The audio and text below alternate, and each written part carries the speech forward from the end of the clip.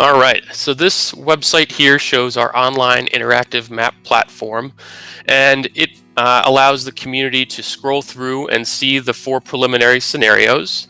One of the great features is it allows folks to search by address. So if I click on this little magnifying glass right here, and I type in my address, and I'll type in the board office here just to demonstrate. It then zooms.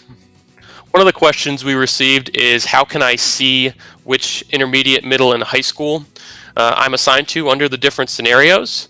So in order to see that, you click on the little blue dot and a window will pop up that shows the different schools that you would be assigned to under each scenario. There's also an option of finding my location. So if you have location enabling on your device, you can just click this little button here and it will zoom to your current location. So if the search function isn't working, you can also use this tool. In order to look at the other scenarios, all you have to do is simply scroll down. So next is scenario 2. We have the same tools with the search by address and the find my location function. And again, we're showing the elementary attendance zones on the map, but if you would like to see which intermediate, middle, and high school you're zoned for, simply click on the map on your location, and a little window will pop up showing all of your zoned schools.